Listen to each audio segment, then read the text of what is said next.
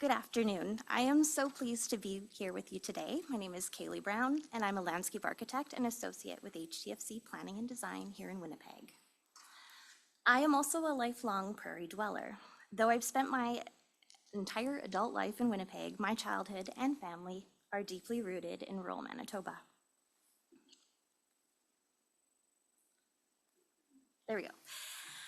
Okay, today I would like to share two recent Manitoba case studies that illustrate the opportunities and the real-world constraints of bringing green infrastructure into transportation projects. One project is located in Portage-la Prairie, Manitoba, so to the west, and the other in Selkirk, so just north, and we've heard about Selkirk a few times today, bringing it all home. The theme of this conference, Mainstreaming Climate Adaptation, Action Today for a Resilient Tomorrow, fits streets projects perfectly because streets are where policy meets procurement, construction, and long-term maintenance. I will also preface this by saying that streets are one of the harshest environments for landscapes, and although the challenges are great, I think the rewards are greater. I am extremely encouraged by my fellow panelists and look forward to a future where mainstreaming means climate-resilient decisions become the default, and that they are embedded in typical roadway renewals rather than standalone pilot projects that rely on exceptional champions. So in this presentation, I plan to cover what the corridors looked like before, what we designed, what got built, and the lessons we'd apply next time, especially around maintenance, budgets, and long-term performance. Okay, I'm going to begin in Portage-la Prairie because it's actually a great example of how quickly ambition can collide with maintenance capacity and proves how a project can deliver value even after scope changes. A little background for you. Saskatchewan Avenue West was the Trans-Canada Highway route bisecting the city. It carries through traffic, local traffic, and sometimes heavy vehicles. As you can see, the right-of-way has changed very little over time. Although most trucks are diverted to the bypass to the south of the city today, Saskatchewan Avenue is essentially a highway that wants to feel like an urban main street. In 2021, our office partnered with Stantec Limited on the Saskatchewan Avenue West roadway revitalization project. This was the largest infrastructure and roadway revitalization project Portage-la Prairie had undertaken to date. The project extends along Saskatchewan Avenue, from the CN rail line crossing to 4th Street West. So this is roughly 1.7 kilometers of roadway in public realm. This was really exciting for a few reasons. 5 years earlier, HTFC had developed a concept for Saskatchewan Avenue East, and this included reorganizing the roadway and the pedestrian realm to support active transportation, improving the pedestrian experience, and improving traffic flow by proposing roundabouts. Public feedback strongly emphasized the need to address the west side of Saskatchewan Avenue, so the city's focus shifted to this overlooked section. The other exciting aspect of this project is that part of the $12.5 million in federal funding was actually contingent on implementing green infrastructure. When our team was selected, it was thrilling to see how earlier concept work could translate into a project with a much broader impact. The cross-section of Sask Ave hadn't changed much since the days where farm machinery used that route, and the result was actually a really generous right-of-way and a disconnected pedestrian realm. Sidewalks actually ended partway through the study zone and left the final third of the corridor as a granular shoulder, and this is where people still walked. So when the accessible routes aren't available, people don't stop walking, cycling, or rolling, they just get pushed further into traffic. The investment the city was committed to wasn't just pavement renewals, it was actually the full corridor. So safe crossings, a rebuilt pedestrian realm, cycling facilities, new urban trees, green infrastructure, and coordinated underground work. Along with the surface revitalization came a much needed upgrade to the land drainage system. Working with Stantec's engineering team, we designed roadside rain gardens in the urban corridor and bioswales in the far west or rural zone of the roadway. Our concept transformed the former granular shoulders into stormwater capture areas. With the renewed urban canopy, silvicels were placed beneath the pavement to provide adequate soil volume for the new trees while keeping tree roots away from the underground utilities. As the project progressed, it became clear that the maintenance demands of these new systems exceeded what the city could realistically support, given budget and capacity constraints. Because this was the largest roadway revitalization project the city had undertaken, the rain gardens were ultimately value engineered into sodded boulevards, and the bioswale plantings were removed and replaced with Kentucky blue. This is a common inflection point in municipal work. If a landscape element requires a specialized maintenance regime, the question becomes, who's trained to do it, who has time to do it, and what gets deprioritized to make room for it? If we can't answer those questions early, we get value engineered. So even with those scope adjustments, the corridor still demonstrates several complete street moves that matter for climate resilience. There's more shade, there's better walkability, and a stormwater strategy that treats runoff as part of the system, not just a byproduct that they need to manage. Even without the rain gardens, and without the originally specified grasses and perennials in those bioswales, the project still delivers green infrastructure that captures runoff before it reaches the outfalls to Crescent Lake.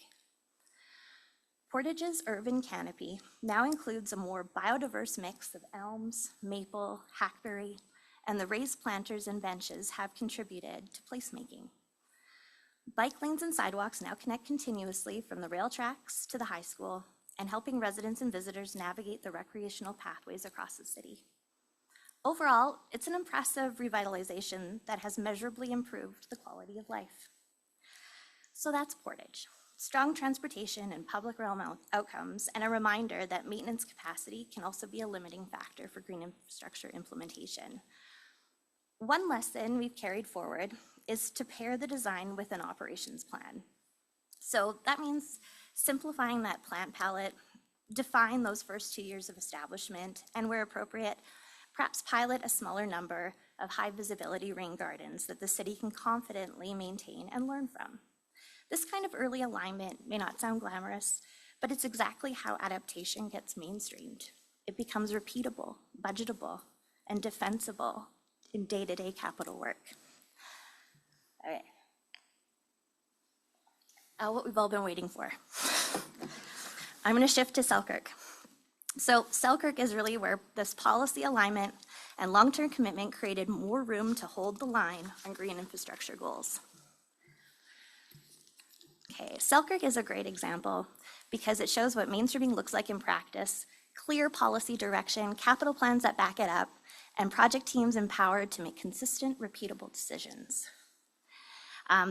So we know the city has a strong example of those aligning those commitments and investment, and I'm sure many of you present this morning during Dwayne Nichols' panel, we're all like just dying to hear more about this. So in 2020, our office, together with the local engineering firm, J.R. Cousin Consultants Limited, was selected to revitalize Eveline Street. So this is a real before, like before. This is a historic street in Selkirk that follows the path of the Red River.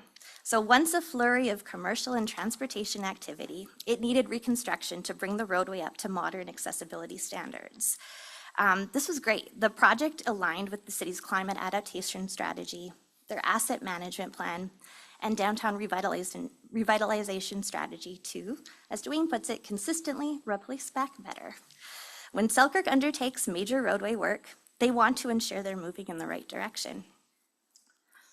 From a mainstreaming lens, that fundamental alignment matters because it turns adaptation into repeatable capital program decision. The same priorities show up project after project, and they can be carried through into standard details, typical sections, and budgeting. In practical terms, this Build Back Better meant every time the street was opened up, the team looked for upgrades that would pay back over decades. Healthier trees, better mobility, and systems that reduce the downstream infrastructure strain. The project reorganized the roadway to include I can go back actually, hang on. So this is a bird's eye view of like the finished project. So it reorganized that roadway to include a sidewalk level, multi-use path through the urban neighborhood, which required removing a lane of parking, not so popular. However, the city and the technical team studied nearby city-owned lots and completed traffic counts to support the decision to remove that parking lane. This is also where process matters. The project team treated that parking decision as a design problem to solve transparently, with data, options, and a clear story about who benefits from that change. But that's also part of mainstreaming too, using clear, logical decision framework. Now, reallocating space to walking and cycling within improved accessible spaces isn't an exceptional event, but a normal outcome when data and community goals support it. We also upgraded the underground infrastructure that enabled the implementation of soil cells along the street. Where feasible, those cells are connected to the LDS system to store stormwater while supporting healthy tree root growth.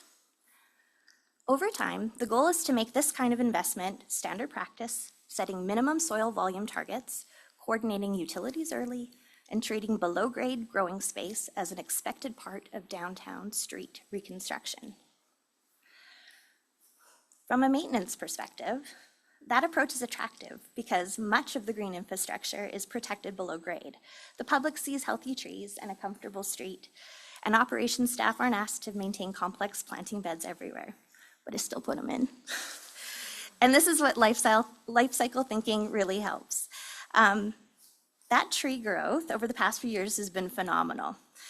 We can compare those trees to others planted at the same time in nearby sodded areas, and the difference is striking.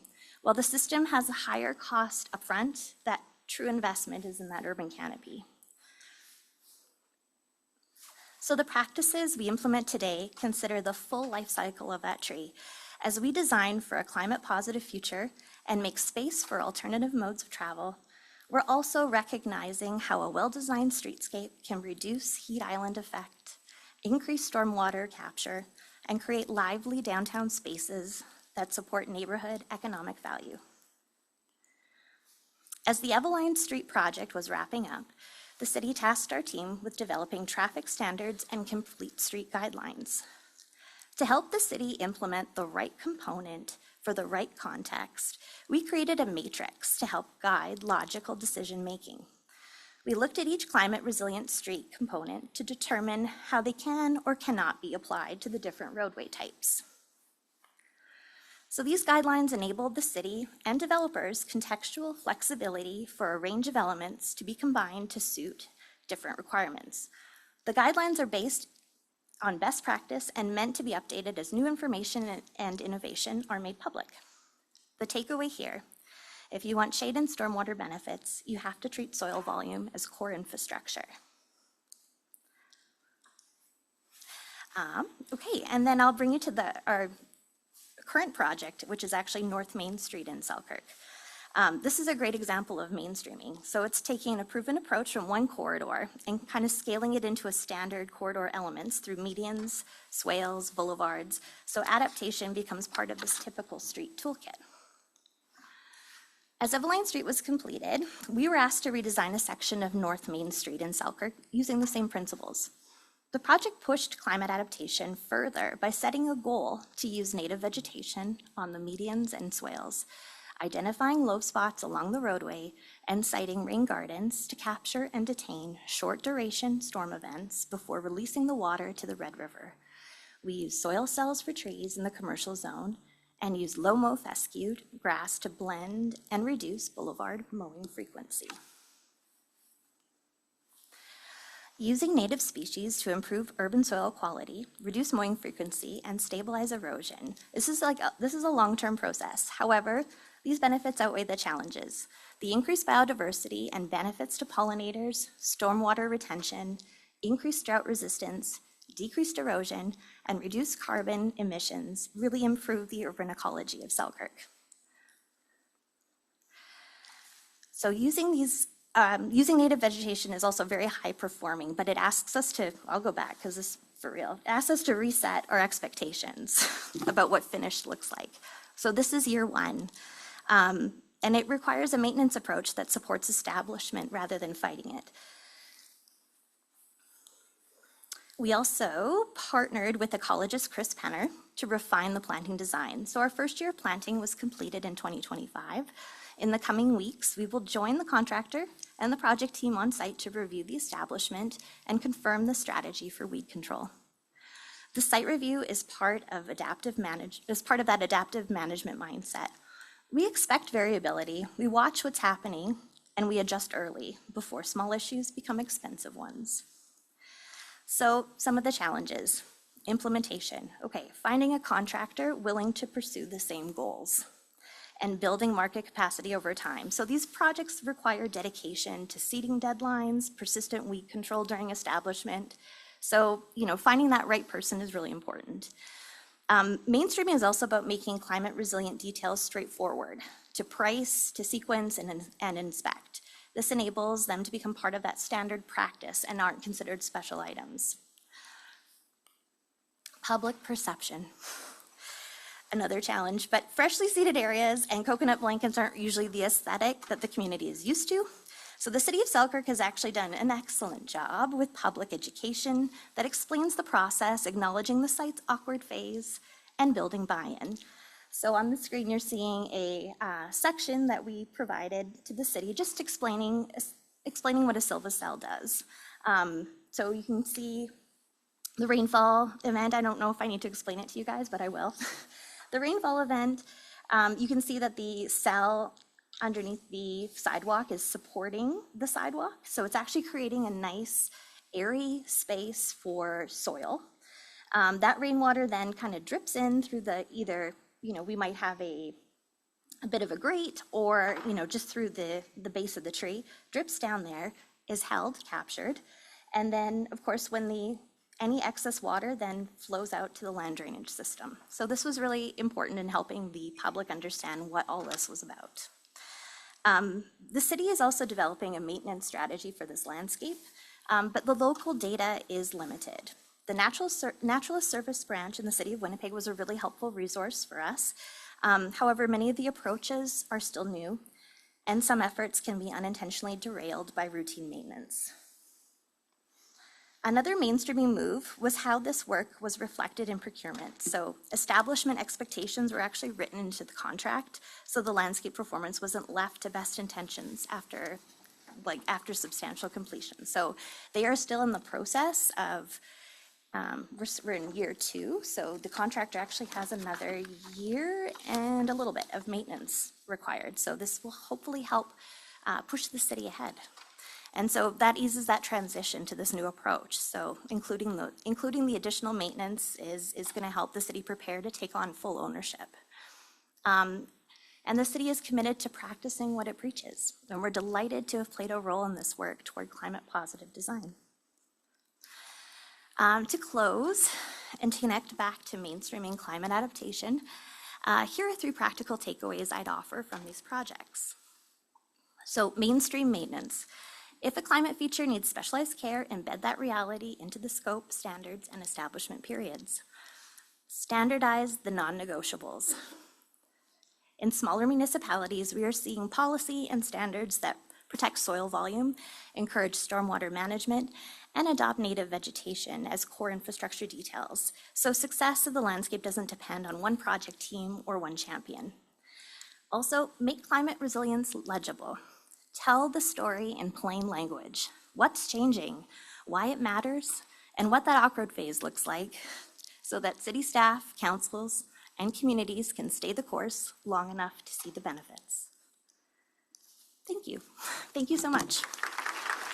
Does anybody in the room have any questions for Kaili, or there's some coming in online? There's one coming in online. All right, you can put your hand up again. I'll come see you, or there's a couple of microphones in the room. So our first question online is, in rural Manitoba, after we make these pathways, how can we make sure we will be able to maintain and upkeep that project despite budgetary constraints? So I think you talked about keeping that contract on for a bit longer, but following that, is there technical support available? Yeah, you know what? I think everybody is unique, I'm going to say. And, I think if a municipality is committed to it and committed to building into it, then there are ways to make room for it. So our end goal, and especially like with Main Street and Dwayne's project here, is that it won't become more onerous for them, right? Like we're trying to make things easier for them in the long run. It's just upfront. Upfront is a little more is a little more difficult, right? It's a little more complex, but yeah. Good. So I I think like that it's Dwayne's project it's now. Dwayne's just project. Dwayne. We're going to rename Selkirk. Yeah, it's just Dwayne's. Yeah, that's excellent. Yeah, because that ongoing maintenance always, is always a thing. Do you have training things in place for the park staff and the maintenance staff? We have in the past provided manuals, so absolutely could develop a manual as part of the project to help guide. Yeah. Yeah. Yeah. Any questions in the room? Are there any more online? No? Okay. Yeah, the other thing I was going to ask actually is comment on her a little bit is actually this really demonstrates that ability. Like you said, every time you open up the street, you do something that really embraces that integration and what Dwayne had mentioned earlier about every infrastructure dollar is a climate dollar, right? So Absolutely. yeah. And are you involved in more of those? Like you have 2 projects from Selkirk. Does it keep going? I don't know. In other municipalities, sorry.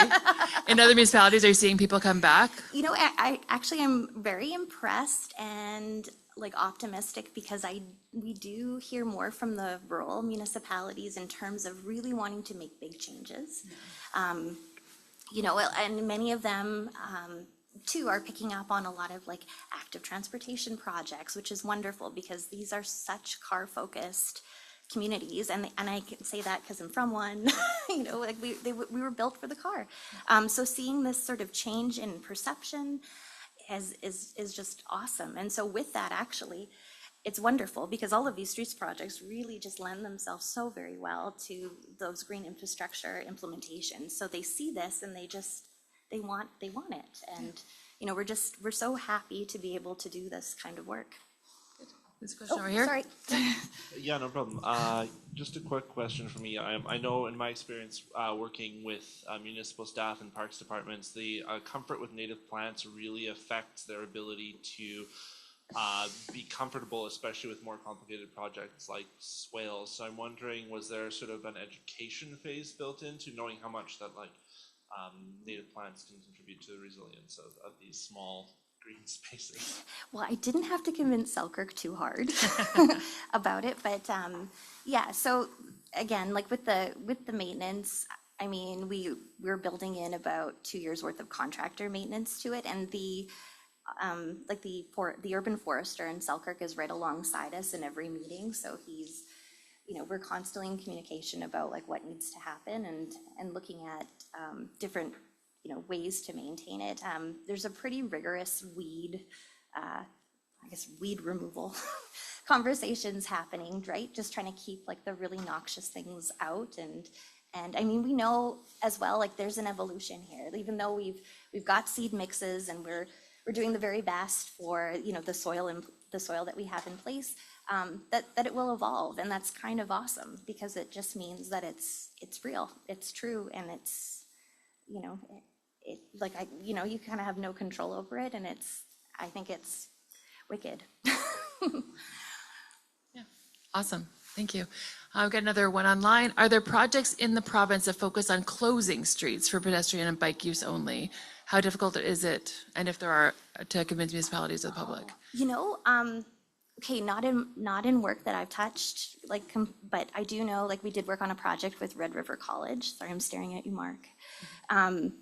And where we did close Elgin Avenue to more of a pedestrian space, and it's great. We live and work in the exchange basically, and being able to be near some of these spaces where streets are now primarily pedestrian is pretty awesome. Yeah. Excellent. Okay, we've got time for one more if there's one in the room. Oh yeah, here, got one in front. Look, I get to use my mic for somebody. Here you go. Have you undertaken similar projects that combine urban agriculture initiatives that address the food security of communities? Oh, okay, not in my work. I hear you though. No, I haven't. I haven't yet. That's a great question. Yeah. That'll be a speaker for next time. Something to work on. Okay, please join me in thanking Kaili and the rest of our speakers for this panel today.